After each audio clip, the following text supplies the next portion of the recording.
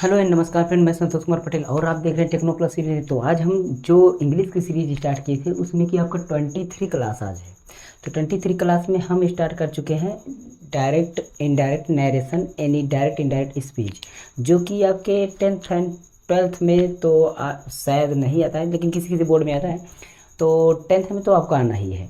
तो इसको हम नरेशन को इस प्रकार से हम बेसिक तरीके से भी समझाएंगे, पर आपको ट्रिक से बताएंगे। ट्रिक मतलब आपको वो ट्रिक, अगर आपको बेसिक नहीं आ रहा है, अगर आप टेंस भी नहीं पढ़े हुए हैं, वैसे तो नरेशन अगर आपको पढ़ना है तो पहले आपको टेंस पढ़ लेना चाहिए, ठीक है। टेंस पढ़ लेना चाहिए, बाकी सभी के यूजेज पढ़ लीजिए, जैसे may might can could have has had, सारी चीज़ें यूजेज हम सारी वीडियो पिछली 22 क्लास में हम पूरे इंग्लिश की हम पिछले सभी ग्रामर को यानी टेंस से लेकर और यूजेज तक हम बता चुके हैं।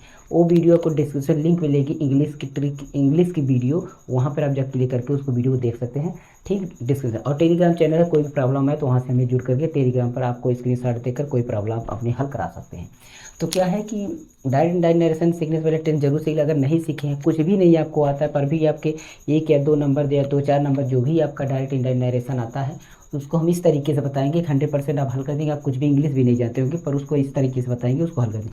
पर हम चाहते हैं कि आप बेसिक से लेकर के एक अच्छे लेवल तक पढ़ें, जिससे कि आपको कभी कोई कन्फ्यूजन ही ना हो। आप पूरा रूल जाने, पूरा सभी नियमों को जाने। तो पिछले हम कुछ चीज़ें हम बता चुके हैं, वीडियो जो इसके बीच में वीडियो हम भी डाले थे, वो सारे इंग्लिश की सीरीज की थी। तो उसके बाद हमने फ़ोटो कैसे बनाया जाए, या फ़ोटो सिग्नेचर को ऐड कैसे कीजिए। अगर आप फॉर्म भरते हैं तो जाते हैं साइबर कैफ़े भरवाते हैं, तो पर आप कहीं पर मत भरिए, आप मोबाइल से कर लीजिए। एक फ़ोटो बना लीजिए, एक सिग्नेचर लेकर के उसको खींच लीजिए, और उसको कैसे रिचार्ज करना है, कैसे उसको एक दूसरे में जोड़ना है और कैसे फॉर्म में लगाना है, वो सारी चीज़ें वीडियो हम डाल चुके हैं, जाके पिछली वीडियो देख सकते हैं, वो को चैनल पर मिलेगी। और सीवी या रिज्यूम कैसे बनाया जाए, जैसे नौकरी जाते हैं करने तो सीवी या सीवी को लेके जाना पड़ता है, कि यानी कि कैसे हम रिज्यूम को दिखाएं कि हम क्या किए हैं, हमारी क्वालिफिकेशन क्या है। एक आपका कार्ड मतलब एक नोटिफाई यानी सार होता है, उसको बोलते हैं रिज्यूम। तो चलिए इसको स्टार्ट करते हैं पॉइंट को। तो इसमें क्या है कि आपका क्लास में डायरेक्ट इनडायरेक्ट नरेशन में क्या करना है कि पहले डायरेक्ट और इनडायरेक्ट नरेशन को हम समझते हैं कि डायरेक्ट इनडायरेक्ट नरेशन आखिर में है क्या। तो डायरेक्ट में आपको पता चलता है कि डायरेक्ट जो वक्ता होता है, इसमें क्या होता है, एक वक्ता होता है, बोलता है, किसी से कोई बात कहता है कि उसने बोला कि ऐसा ऐसा है, मतलब कि मैं किसी एक दूसरे की बात को सुना, हम आपस में एक बात को बोले और हम जाकर किसी दूसरे को एक बात बताने जा रहे, वही बात हम दूसरे को बताने जा रहे। जैसे कहा कि मैं कहीं से मिला और मुझसे बोल रहा है कि वह कहीं जा रहा है, तो हम उसको दूसरे से जाके बोलेंगे कैसे। जैसे हम दोनों में बात हुई और मुझको उसने बोला कि वह कहीं जा रहा है, रमेश कहीं जा रहा है, तो हम किसी तीसरे पर्सन को जब बोलेंगे तो उससे क्या बोलेंगे कि उसने कहा, यानी दीपक ने कहा, उसने कहा कि रमेश कहीं जा रहा था, मतलब उसने। तो क्या होता है कि इसमें जो बात कही होती है वो अक्सर पास्ट में, भूतकाल में होती है। बात कही हुई बात जो होती है भूतकाल में होती है, पर वो हम वर्तमान में किसी को बता रहे होते हैं। वो क्या होता है, वर्तमान में किसी को बता रहे होते हैं। तो ये सारी बातें ध्यान में रखना है। तो इसमें हम डायरेक्ट नरेशन में क्या, डायरेक्ट वैसे बोलने भी है। स्पीच माने आपका बात होती है, भाषण होता है, कोई वक्त मतलब स्पीच यानी वक्त अगर बात होती है, कहने का मतलब बात वहाँ भाषण या कोई भी वाक्य, ये सारी स्पीच बोलता है। तो स्पीच डायरेक्ट मतलब सीधा सीधा, जब कोई वाक्य सीधा सीधा बोल दिया जाए कि उसने कहा कि वह कहीं जा रहा था, वह कहीं जा रहा है, ठीक इस तरह का वाक्य आ रहा है, तो ये सीधा बोला जा रहा है, उसने कहा कि ऐसा है। लेकिन अगर इसी बात को दूसरी तरह से प्रेजेंट किया जाए, दूसरी तरह से आप भाव उसका वही निकले, मतलब उसका वही निकले, लेकिन उसको हम अपने भाषा में घुमा फिरा के बोल सकते हैं कि उसने कहा कि वह कहीं जा रहा था, वैसे बोला कि तो इसको हम की इसमें लगा देंगे और अपने आप से जोड़ लिए, कुछ इस तरह चेंजेस जो कर लिए इनडायरेक्ट नरेशन। यानी डायरेक्ट नरेशन में हम क्या होता है, डायरेक्ट में सीधी वाक्य को सीधा सीधा बोल करके ऐड वैसे शब्दों में रख करके भाव को प्रकट कर सकते हैं। लेकिन इनडायरेक्ट नरेशन में आपका क्या होता है कि इनडायरेक्ट नरेशन में आपको बात को घुमा फिरा के बोला जाता है। और डायरेक्ट नरेशन में देखिए, इसमें हम लिख देते हैं, इनडायरेक्ट नरेशन में आपको सीधी बात बोला जाता है, सीधी बात, ठीक, और लगभग भूतकाल की होती है और वर्तमान में बताई जाती है। और इसमें आपका घुमा कर बात बोली जाती है और ये वर्तमान में बताया जा रहा है। बात ये कोई नहीं वर्तमान में बताया जा रहा है, ये तो एक हम वाक्य बता रहे हैं, बाकी इसको आप मत लिखिए, कोई ठीक नहीं है, मत लिखिए। ठीक, इसमें सीधी बात है, घुमा फिरा के बात। इसमें आपका क्या होता है, एक कॉमा लगेगा, इसमें कॉमा रहेगा, ओके, ठीक, कॉमा और इन्वर्टेड कॉमा, ये आपका यूजेज होंगे, पहचान होगी। डायरेक्ट नरेशन में आपका कॉमा भी होगा, इन्वर्टेड कॉमा भी होगा। और इसमें आपका जो होता है, इसमें आपका कंजंक्शन रूप में दैट प्रयोग हो जाएगा और इफ प्रयोग हो जाएगा, इसी तरह से वेदर प्रयोग हो जाएगा। तो ये सारी चीज़ें इसमें यूज हो जाएंगे, तो आप समझ सकते हैं कि आपका इनडायरेक्ट नरेशन है पहचान के लिए। तो ये तो एक बेसिक था, ओके, पहचान कर लिए ना।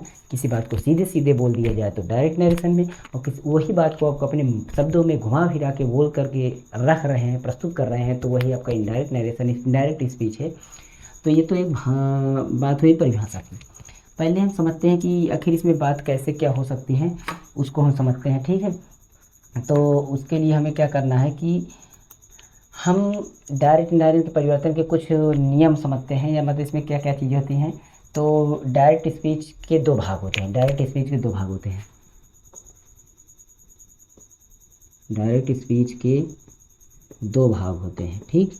आज हम बेसिक बताएंगे, पूरा रूल नहीं बताएंगे, केवल आज डायरेक्ट इनडायरेक्ट, केवल हम उसके कंकाल तंत्र को, उसके हम पूरे कहने का मतलब उसके पूरे ढाल को देख रहे हैं, कैसे कैसे आपका ये नरेशन बनता है, या कौन सी इसके प्रकार है, इसमें क्या भी बेसिक चीज़ समझ लेंगे। उसका रूल हम अगले वीडियो में बनाएंगे, और उसके बाद एक एक रूल करके पूरा जल्दी ही ख़त्म कर देंगे। तो दो भाग होते हैं, ठीक। पहला भाग होता है रिपोर्टिंग वर्ब, दूसरा भाग होता है रिपोर्टेड स्पीच।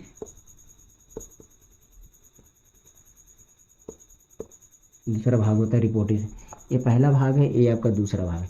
दो भाग आपके होते हैं, रिपोर्टिंग वर्ब और रिपोर्टेड स्पीच, ठीक। तो इसमें आपका क्या है, ही सेड, कामा इन्वर्टेड कामा,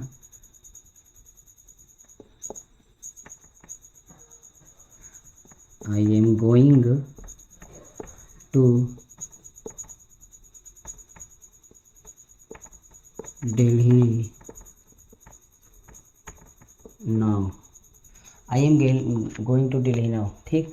यहाँ पर फुल स्टॉप होगा, उसके बाद इन्वर्टेड कामा होगा, ध्यान में रखिएगा। इन्वर्टेड कामा यहाँ से स्टार्ट होगा, इन्वर्टेड कामा यहाँ पर क्लोज होगा, इस बात को हमेशा ध्यान रखिएगा। यहाँ पर इस तरह से और यहाँ पर कुछ इस तरह से ये ऊपर की तरफ बंद होता है। इन्वर्टेड कामा अगर आप लगाना जानते हैं तो समझ जाएंगे, यहाँ पर कॉमा लगाएंगे, ठीक है, यहाँ पर कॉमा लगाएंगे। ये आपका डायरेक्ट है, ये आपका डायरेक्ट है, ठीक। इनडायरेक्ट कैसा होगा, इनडायरेक्ट कैसा होगा, इनडायरेक्ट में आपको इसको इस तरह लिखा जाता है, he said that he was going to Delhi now का दिन हो जाएगा, ठीक, नाउ का दिन हो गया। ये आपका इनडायरेक्ट है। अब सोचिए बात, उसने कहा कि मैं दिल्ली, अभी दिल्ली जा रहा हूँ, मैं अब दिल्ली जा रहा हूँ, या मैं अभी दिल्ली जा रहा हूँ, मैं दिल्ली जा रहा हूँ। तो ये बात बोला, तो वो जाके किसी दूसरे से कह रहा है कि उसने कहा कि वह अब दिल्ली जा रहा था, उसने कहा कि वह अब दिल्ली जा रहा था, उसने जो बताया बात, उसने कहा कि वह दिल्ली जा रहा है, मतलब वह दिल्ली जा रहा था, वो बात बोला होगा, तो वर्तमान में किसी को बता रहा है। तो इसमें समझते हैं ये दोनों बात को, इस दोनों कंडीशन को समझते हैं, ये दोनों कहाँ हैं, ठीक है। तो इन दोनों में हमको समझना है कि कौन सी चीज़ इसमें क्या है। इस वाक्य में यहाँ देखिए, इस वाले पार्ट को आप रिपोर्टिंग वर्ब बोल सकते हैं, यानी कि सेट को, यानी मिलाकर जो कामा के पहले है ये आपका रिपोर्टिंग वर्ब है, और जो इन्वर्टेड कामा में पूरा का पूरा हो रहा है ये आपका रिपोर्टेड स्पीच है। यहाँ से लेकर के यहाँ तक आपका रिपोर्टेड स्पीच है, ठीक। तो रिपोर्टिंग वर्ब और रिपोर्टेड स्पीच समझ गए होंगे, वैसे तो आप समझ गए ना। जो कामा के पहले होगा रिपोर्टिंग वर्ब, और जो इन्वर्टेड कामा के अंदर है टोटली इसके बाद जो भी वो रिपोर्टेड स्पीच होगा, ओके। तो ये समझ गए होंगे। अब इसके चेंज करने के कुछ रूल होते हैं, वो रूल आपको हम बताएंगे अगली वीडियो में, और इसमें कुछ परिवर्तन के जो है याद करने के लिए, जैसे देखिए इसको नाउ के दिन में बदल दिए, ठीक है। ये इन्वर्टेड कामा और ये कामा जब हटता है इसके रूप में हम दैट प्रयोग कर दिए। ये 3 प्रयोग हो गए, या तो दैट होगा या तो ये प्रयोग इधर ये प्रयोग होगा, ठीक, ये प्रयोग होगा। और एक बात नियम ध्यान देते हैं, और एक नियम जो है वो बहुत ही अच्छा नियम है। क्या नियम है कि इसमें प्रेजेंट एंड फ्यूचर में रिपोर्टिंग वर्ब हो तो चेंज नहीं होगा। तो रिपोर्टेड स्पीच, ये शॉर्टकट में लिख दी, रिपोर्टेड स्पीच में परिवर्तन नहीं होगा, मतलब परिवर्तन इसमें नहीं होगा। अगर वो ये जो बात है, ये देखिए पास्ट में बोला गया, ये आपका पास्ट टेंस है, ये आपका पास्ट है। यही अगर होता ही से ये तो आपका प्रेजेंट होता, ही विल से तब भी फ्यूचर होता, तब आपका परिवर्तन नहीं होगा। हमेशा ये पास्ट में होना चाहिए, ध्यान रखना है, तब आपके चेंज होगा। और चेंज होने के लिए कुछ नियम होंगे। देखिए यहाँ पर कामा और इन्वर्टेड कामा जब भी हटाएंगे तो इन तीनों में से प्रयोग होगा, वो भी रूल के हिसाब से, ठीक है, वो रूल के हिसाब से। पहले आप बेसिक समझिए, एकदम करेक्ट आएगा 100%। इसको आप हमारे पास छोड़ दिए, आपको आके रहेगा एकदम। बस इसको आप थोड़ा जो बताइए इतना ध्यान दे दीजिएगा कि डायरेक्ट इनडायरेक्ट क्या है और रिपोर्टिंग स्पीच क्या है। उसके बाद बदलने के नियम जो हैं कुछ हम साड़ी देंगे, उसको आप 2 4 10 याद कर लीजिएगा। बाकी टेंस पढ़े हैं तो अच्छी बात, नहीं पढ़े हैं तब भी अच्छी बात है, उसको भी चेंज करना बता देंगे। अगर पढ़े हैं तो बहुत अच्छी बात है। तो दूसरा नियम इसमें क्या है कि ये कंजंक्शन के रूप में, कंजक्शन हमने पढ़ाया नहीं, कंजक्शन एक वीडियो बीच में लाके पढ़ा देंगे कंजक्शन, ठीक है, क्योंकि हमने कंजक्शन नहीं पढ़ाया, प्रीपोजिशन पढ़ा दिया, कंजक्शन और इंटरजेक्शन ये सारी चीज़ें नहीं पढ़ाएं, तो इसको पढ़ा देंगे। बीच बीच में ऐसे वीडियो आती रहेंगी। कंजक्शन के रूप में दैट, इफ़, वेदर का प्रयोग कामा, इन्वर्टेड कामा,